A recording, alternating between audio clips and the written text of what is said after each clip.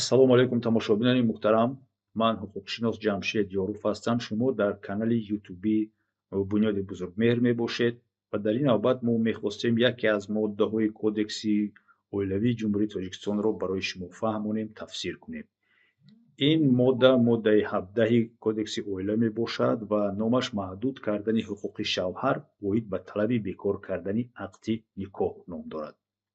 чӣ хеле ки мо медонем, дар қонунгузории ҷумҳурии Тоҷикистон оварда шудааст, ки ҳуқуқи зан ва мард баробар аст ва ин баробарӣ агар ба назари ҳуқуқи оилавӣ бинем, якум дар он дида мешавад, ки зан ва мард ҳуқуқ доранд, ки бо розигии ҳамдигар ақди никоҳ банданд ва ҳамчунин ҳуқуқ доранд, ки бо розигӣ ин ақди никоҳро бекор кунанд.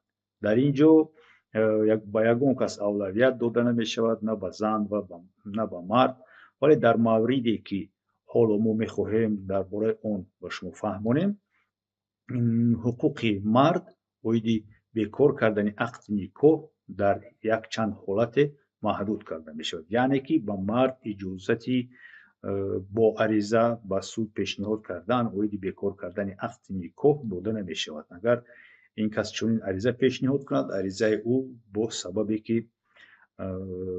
бархилофи моддаи 17 Кодекси Оила пешниҳод карда шудааст, баргардонида мешавад ва ин аризаи ӯ дида намешавад. моддаи 17 чӣ мегӯяд? моддаи 17 мегӯяд, ки шавҳар ҳуқуқ надорад ҳангоми ҳомиладории зан ва дар давоми 1.5 соли пас аз таваллуди кӯдак бе розигии зан ба суд оиди бекор кардани ақди никоҳ даъво пешниҳод намояд. бинед, дар ин ҷо мафҳуми нуқтаи асосияш ин бе розигии зан аст. дар ҳолате ки зан ҳомиладор аст ва ӯ агар розӣ бошад, ки ақди никоҳро бекор кунад, дар ин маврид ин талаботи модда ба кор намеояд, ин талаботи моддаро ба назар намегиранд ва ақди никоҳ, бекор кардани ақди никоҳ ба тариқи судӣ дида баромада мешавад ва ин ё он қарори судӣ мебарояд. дуюм, ҳамон шарти асосии ҳамин модда маҳдуд кардани ҳуқуқи шавҳар барои бекор кардани ақди никоҳ, ин муҳлат аст. муҳлати 1.5 соли пас аз таваллуди кӯдак.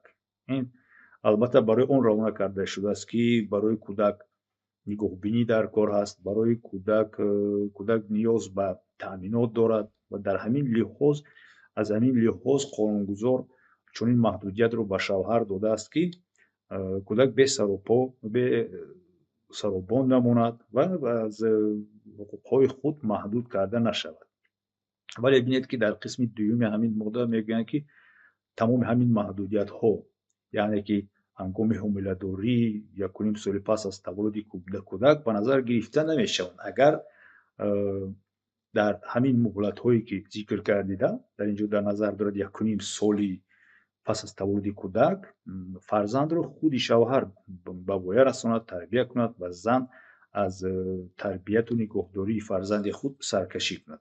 дар ин ҷо оварда шудааст, ки маҳдудияте ки дар қисми якуми моддаи мазкур пешбинӣ гардида нисбат ба шавҳар татбиқ намегардад.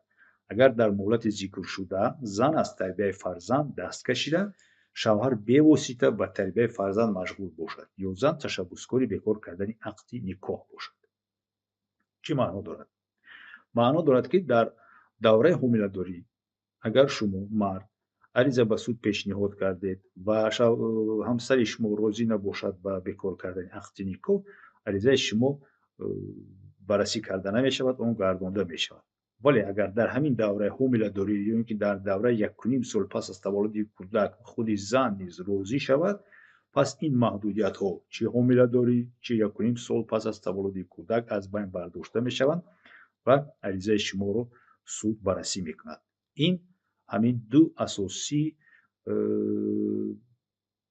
сабабҳое мебошад, ки ба мард дар ҳамин давраҳо иҷозати ба суд муроҷиат кардан оиди бекор кардани ақди никоҳ дода намешавад. албатта ки чӣ хеле гуфтем, агар зан розӣ набошад. агар зан розӣ бошад, сабабҳои кофӣ бошанд, агар суд муайян кунад ки дар ҳақиқат ин розигӣ на фақат барои ба хашм овардани тарафи дигар ё ки ба ном қасос гирифтан бошад, пас суд ин масъаларо яктарафа ҳал мекунад.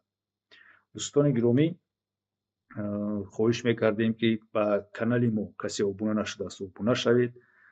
Комментария, савол дошта бошед, марҳамат, дар зери ҳамин видеои мо ба мо ирсол намоед. Иншоалло ба ҳамаи онҳо мо кӯшиш мекунем ки ҷавоб гардонем.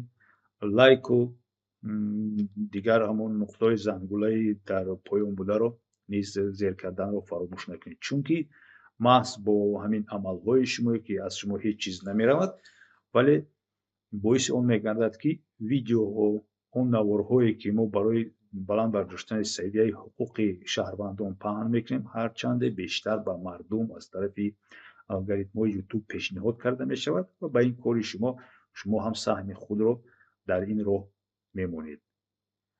бо шумо ман Ҷамшед Ёров будам. Ташаккури зиёд ки бо барнома ҳамроҳи ман будед.